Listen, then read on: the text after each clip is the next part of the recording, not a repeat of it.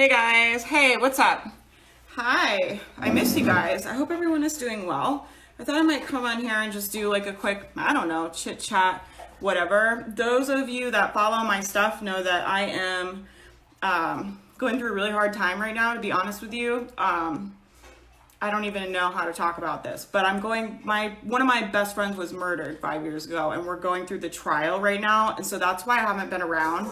And it's hard to like say that like to people because it's so horrible, but that is the truth of what's happening. So, it is what it is. But to be honest with you guys, it's really made me really realize how lucky I am with my life. And I remember when I was starting and I wasn't making any money, I would always wonder, is this going to be worth it? Is this investment going to be worth it? Is investing all this time going to be worth it? Like, is it all going to pay off? And I know I've talked about this before, but I'm so thankful for the life I have now. And I'm so thankful, for something like this, at a time like this. It's like, I can go be with my family if I want. I can go down there for the trial if I want. I can take a day off if I want. Today I just took the afternoon off and just walked the dog because I just couldn't, didn't feel like working. And having a job that gives you that kind of flexibility, it means so much to me, right? Because before this, I was working a 9-to-5 job, and there's just times in your life where it just means a lot, like that you're able to be there for your family, or you're able to, take care of someone that's sick, or do whatever you need to do. And you don't have to ask anyone. You don't have to worry about your job or anything like that. And it's an amazing blessing. And so I just want to I just want to speak to that and just let you guys know, because I know a lot of you are just starting out and maybe wondering, is this going to be worth it? Is all of this worth it? Because it is a lot of work, right? It's a lot of work to get a blog off the ground and to make income from it. But I just want to give you the idea that, yeah, it is totally worth it. Having the flexibility and the freedom, like I said, to be there for my family, or to be able to be with the people I love during tragedy or hard times, or just to be able to take an afternoon off, that kind of stuff is so valuable to me. It's so worth it. And I just want to, speak to that and let you guys know, that you can have it too. There's nothing special about me. I'm going to answer, Tony dropped a couple questions. And thank you guys for all your prayers and your messages. I really appreciate that. So let's see.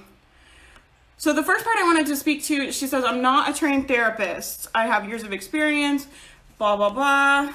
Can I speak to mental health issues? This is strange to me. This is such a thing, in the mental health community. People always ask me, they're like, aren't you afraid of being sued? And it's you can talk about mental health, and not be a licensed therapist. If I were misrepresenting myself as a therapist or giving people therapy, that would be very unethical.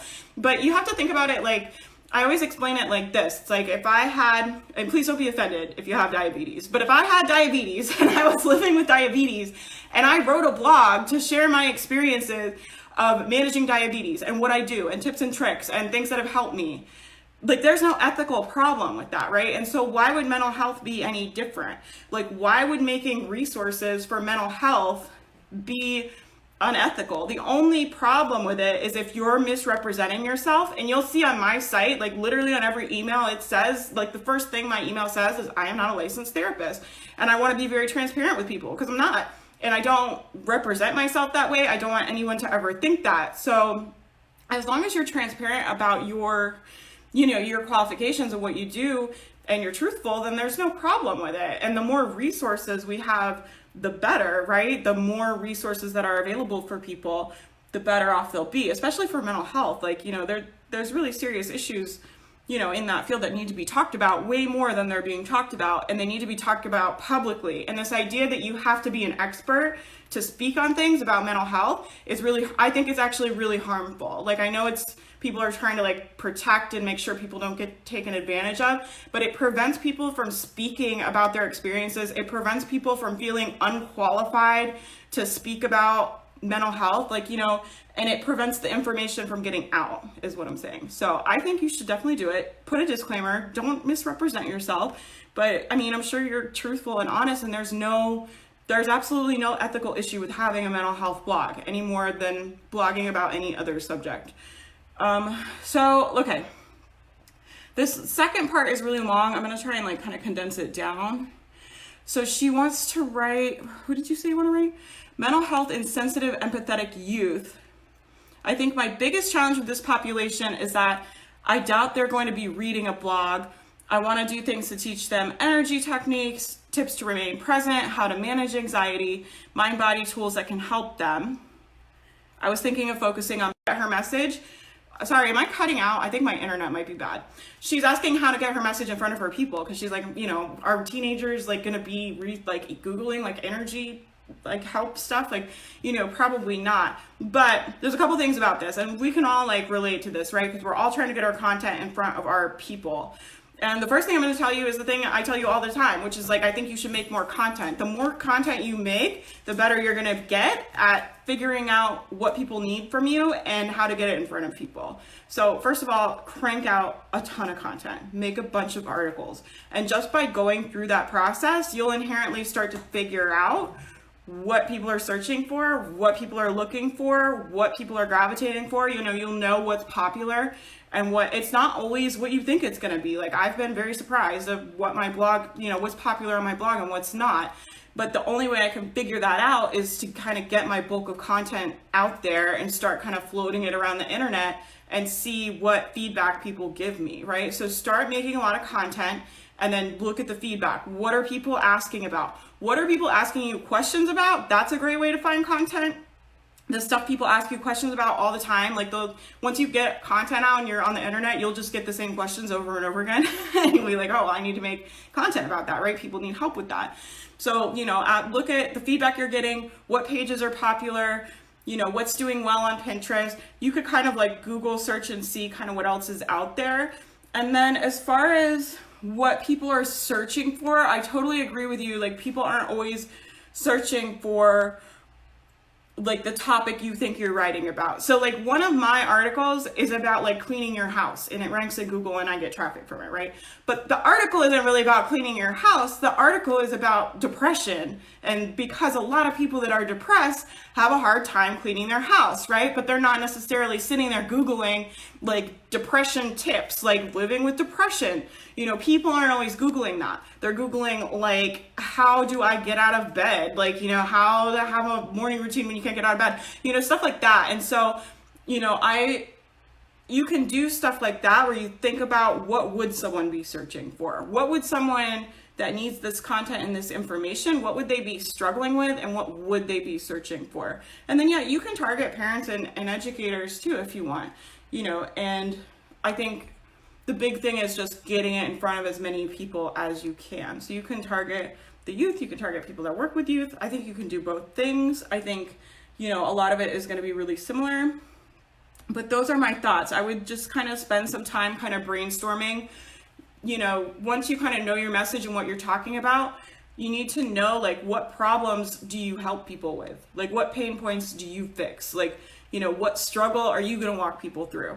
And then put yourself in their place. Like, what are they going to be Googling, right? Like my people might not be Googling like living with anxiety tips, but they might be Googling stuff like, you know, how to not be anxious on an airplane, like, you know, stuff like that. Or like I said with the depression, like cleaning your house, like stuff like that.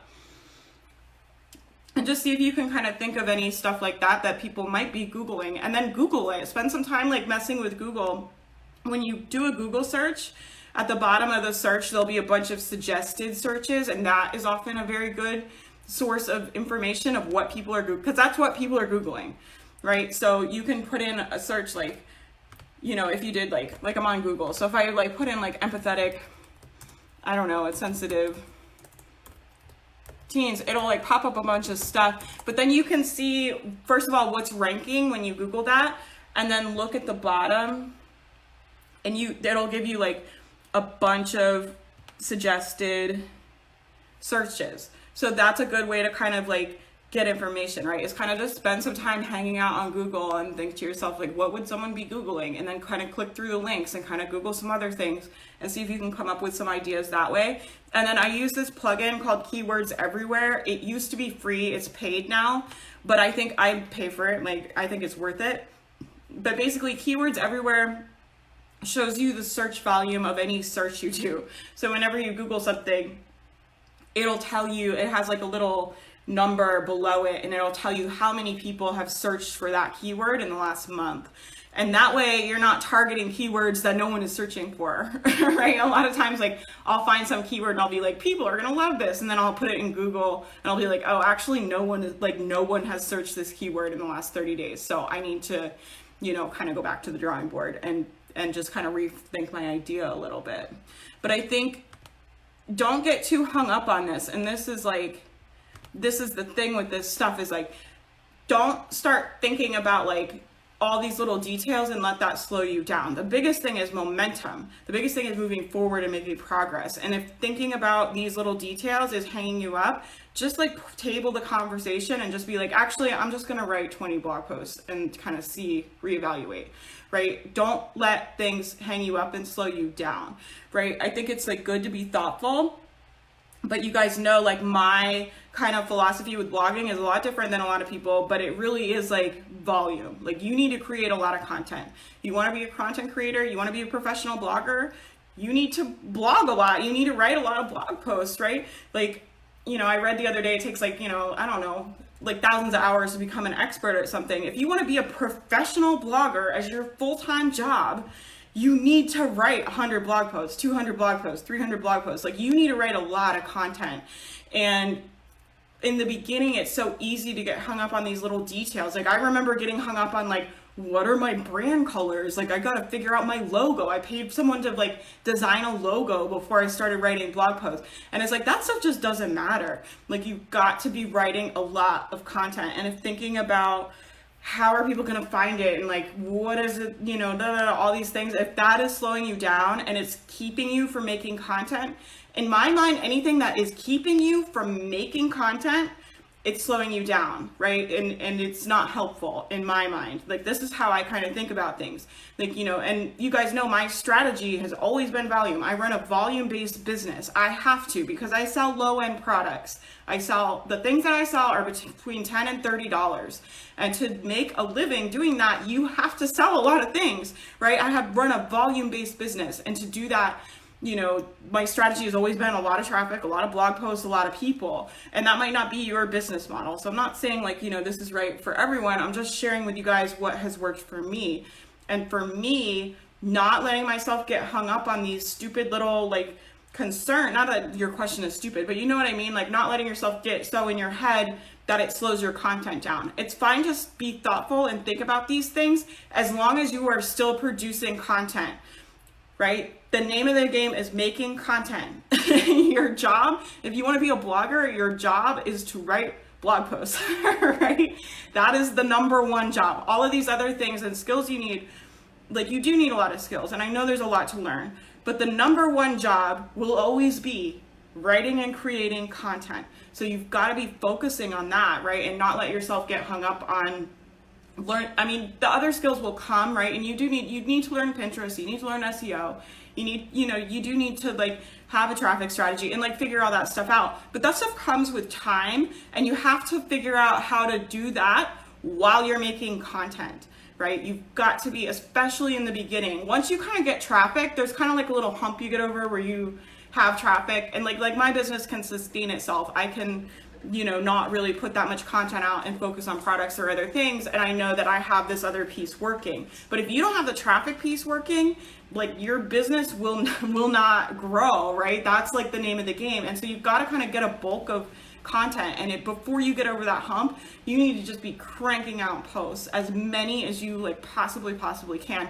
like crank out posts. So I think it's like good to be thoughtful, like I said, and I think this is a great question. Like, you know, I was really excited to speak to this because I think a lot of people can, you know, relate to this. We all want like our content in front of people, but I want to just remind you guys too that you've got to be creating a lot of content, and don't let anything slow you down or hang you up, right? Because it's not helpful in the long run. I think you guys have questions. I wonder if I can look at them on my computer. I don't ever have my glasses on, and then when I rewatch these, I'm always like sticking my phone like in my face, and it just looks so terrible. But I hope this was at least like somewhat helpful. Oh, my video is sideways. Okay. I needed this because I've been hearing everyone lately say content 20, promote 80, and I'm like, wait, I want people to come to my blog and be like, wow, there's so much good stuff. Yeah, Patricia, my strategy is a lot different than a lot of people, and you guys that hang out here like kind of know, like, I don't say the same things, I feel like, that everyone says, but I would say that's totally backwards, like, in my mind. Promoting on what, right? Facebook and Instagram, like, you're never gonna get the bulk of your traffic from social media. You're not, like, I get 100,000 page views a month on my blog. I'm not gonna get 100,000 page views off of Facebook anymore. It's just not gonna happen, like, unless you're running ads or something like that. And like, yeah, it might be nice in the beginning. It might feel really good to get 20, 30 people, maybe 100 people on there, and you're like, yeah, I did it.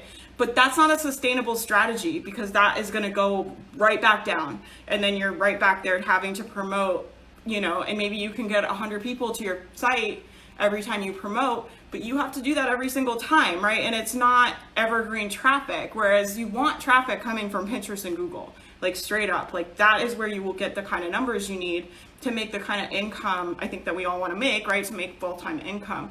And so, you know, I don't subscribe to that. I think learning Pinterest is really good. Like, I always recommend people get traffic coming in from Pinterest, like, learn how to do Pinterest, kind of get that skill set, and then start learning SEO. But I don't think promoting 80%, like, my strategy has always been like volume, like, make a lot of stuff.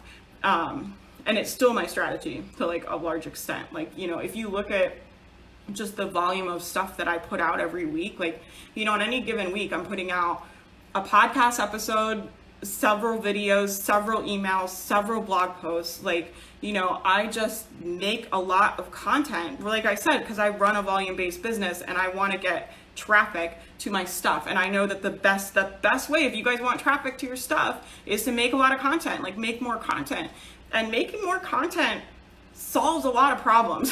like a lot of problems people have, you'll figure it out once you start making content, because you have that momentum going forward. What screws people up is they lose the momentum, and then they get stuck in their head, and then they're like, you know, what is my logo going to be, and what is my mission statement? And like, I remember spending like days like writing a mission statement when I was starting, right? That kind of stuff, it totally hangs you up. Like, just leave that stuff and just make a lot of content, and you'll get the momentum, and you'll refine your message. You'll figure out what people want to hear from you. You'll figure out what gets traction by making content. You don't figure that stuff out by thinking about it. Does that make sense? You figure this stuff out by doing, and the doing in our business is making content. That to me is like the backbone of the business, especially like your first year. You know, like I said, like, you kind of get over this hump and you can kind of afford to back off, right? But if you don't have, you know, 80,000 page views, 100,000 page views, like, you need to be cranking content out. You need to be writing as many posts as you can. That is the job, right? That is always going to be the job. And then you need to figure out, you're going to have to learn other skills, like, as you go. But in my mind, you know, the job is always making content, right? So I know it's hard to balance everything, but that is. And your podcast today was amazing. I listened to the entire podcast in the car and plan to listen again when I get home. Oh, thank you. Glad to see you. I'm okay, Tamara. I'm hanging in there. You know, I said that in the beginning, but I've had a really bad week, like, to be honest with you guys. Like, you know, just bad. Like, bad. It's all bad. Like, you know, it is a really hard situation. It's a really hard thing to live through. And it just is what it is, right? But I have a lot of support, and I have a lot of people around me, and it's okay. Like, we can live through tragedy. Like, it's hard, right? And it sucks, but it's okay to be sad, and it's okay to like have these kind of experiences. It's part of, you know, the experience we're having here. But you guys know I'm transparent with you, and that's how I chose to deal with this. I thought about, like, you know, it was a weird, like, you know, being public when stuff like this happens, because it's like, do I tell like people what I'm going through because it's so horrible, or do I keep it private because it feels like really personal, right? It's like, do I want like that stuff out on the internet, you know? And I just almost always choose transparency. That's what is comfortable for me. Like, you know, I'm not someone that can just come on here and be like, everything's so great, like, I'm having a great time. Like, you guys know when I'm struggling, and you guys know when I'm going through something. And that's just how I personally have like chose to navigate this situation. But this situation was the first time where I really stopped and was like, am I gonna tell the internet this? Like, am I going to tell the internet that I have to go sit in a murder trial all week? Like, you know, it's so unimaginable and terrible that it really made me stop and think about, like, I knew I had to say something to my audience because they're used to hearing from me all the time, right? And I knew I wasn't going to have the ability to be writing posts and writing emails to them and doing podcasts for them and doing all this stuff for them. And so it's like I had to say something to them, you know, and it was just like, how much do I want to disclose of this kind of time that I'm walking through, right? And it was kind of an interesting situation to navigate, but I just chose transparency. I'm just like, I have no interest in coming on here and acting like everything is great, and I have no interest in like writing email. Like, I wrote an email to my mental health list the other night, and I was just like, I am having a hard time like figuring out what to even write to you guys because I'm walking through such a hard season, you know. And I just talked about going through a tough season of life, and I was very transparent with them. I'm not going to send them an email that's like, hey, like, you know, super uplifting and upbeat when I feel like crap. Like, I'm just not able to do that. It's just not what my business is about. My business is largely based on transparency with my audience and being honest. And so, I mean, this definitely tested that because it was like something I don't want to talk about publicly, frankly. But I felt like I want to be transparent, and I don't ever want to misrepresent myself. And I don't want to be someone on the internet that is putting forward like, oh, I figured it all out and I managed my depression and I have a blog now and life is so great. It's like, I never want to misrepresent myself and my experience and who I am and like what I'm going through, right? It's important to me, especially being on social media and having people watch what you're doing. Like, it's important to me, that honesty factor. So anyway, to answer your question, you know, I'm bad, but I'm okay, right? I mean, that's like kind of what the situation is. It's like, it's bad and it's hard, but it's also like, okay. And like I said, I have a lot of support and like a lot of people around me, and having this job and is like the best. It's so good. And it made me so thankful, you know, that I took the time to build this business, because I can sit in court for a week if I want. I can go home. I can work from home if I want. I can, you know, go, like, my hometown is like where all this is happening. I can go to my hometown, you know, and work if I want, and go to the trial for a couple hours, or like, you know, I have so much flexibility in what I'm able to do because this business is so great. And I just want you guys to realize like what a blessing that really is, because there's going to be times where we all walk through tragedy, right? And you're going to want to be with your family, or you're going to want to support someone, or, you know, God forbid, like a family member is ill or unwell. And it's like, you know, it means so much to me that I'm just able to do what's best for me and what's best for my family. And I don't have to worry about the business. Like, I know, you know, I have to work to an extent, but at this point, I can take a week or two off and my revenue pretty much stays the same. And, you know, that is such a blessing in situations like this. So as you guys are building these businesses out, you know, have that vision, because it really is a blessing to have that kind of freedom. Like, you know, there's challenges that come from working for yourself, but in situations like this, it really makes you realize like, wow, you know, like, I don't have to use my vacation days to go down there and be in court. I don't have to ask a boss. I don't have to, you know, answer to anyone. I can work if I want to work, you know, and come on here and chat, or I can, you know, go silent or do whatever I need to do. But my dog, I think I gotta let my dog out. Hold on. You need outside, buddy. Good boy. Anyway, I just wanted to come on here, and coming on here too is like helpful. It gives me some sense of normalcy. You know, it's so hard to like go through, I went through this, like, you know, going through this really like difficult situation, and it's, I don't know, it's just, I'm just trying to have some kind of sense of like normalcy in life, right? And like just trying to do some regular things to get myself kind of, I mean, what do you do, right? It's like when you walk through a really hard time, it's just kind of like after a while, you're like, what do I do? Like, you know, I put out the email and stuff that I wasn't going to be on the internet and I wasn't going to be speaking publicly. And then I'm kind of like, well, what do I do if I'm not doing that? Like, you know, that's my job and my passion and my business. And so being away from that, you know, it's not necessarily something I really want to do that much. Let me see. I think there's some more comments. Even harder to talk about. It's good to let people know what's going on. At least your audience knows they aren't alone when they're going through something hard too. Yeah, I always feel like it serves a greater good to be transparent. And I don't know. And because this is like, you know, it was a domestic violence relationship, like I feel called more and more to speak publicly about it. So I don't know. We'll see what I do in the future. I might talk about it more, but I don't think so.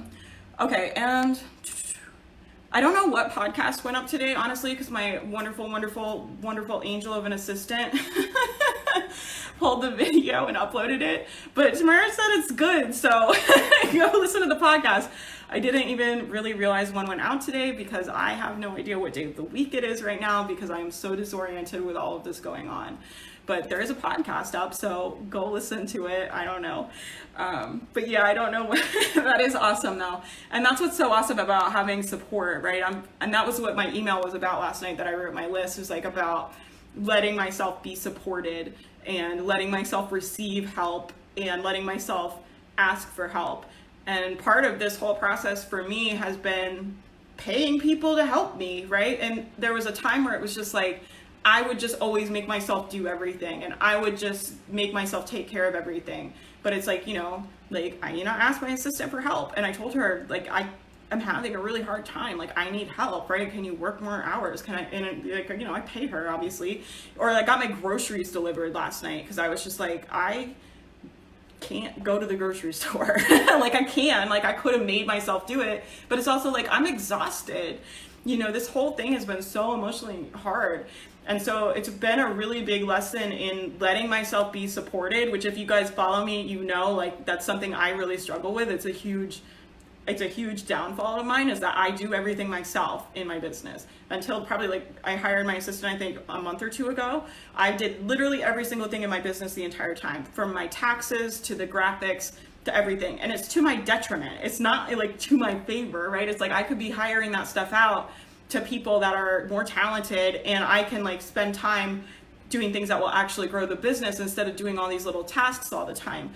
So this situation has really been humbling for me because it's like, there's times where you just have to ask for help and you have to be humbled. And that's definitely has happened this week for me, right? So I paid to get groceries delivered and it's like, yeah, just pay for help, right? It's like, just get the groceries delivered. Like, why am I going to make myself go through all that, when I'm exhausted and beaten down?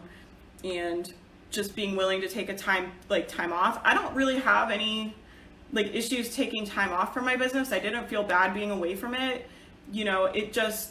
It's what I love to do so much that being away from it feels weird. So it's like, I just kind of am like ready to be back, I think. And I kind of want to work. I'm planning on starting kind of working over the weekend because the trial won't be obviously happening like Saturday and Sunday. So, it's what I love to do. So like being away, like I made this whole big thing, like I'm not going to be on the internet and I'm not making any content. And I don't have any guilt about that or feel bad about that, but it's just like, you know what I mean? It's like, this is my life, is this business, right? I don't have kids. I don't have like a family. So this is like, it is like my focus and passion in my life right now. It's like a huge, huge part of my life. So to kind of like take it out and just be like, I'm not going to be on Instagram. I'm not going to be on camera. I'm not going to make posts. I'm not going to do anything.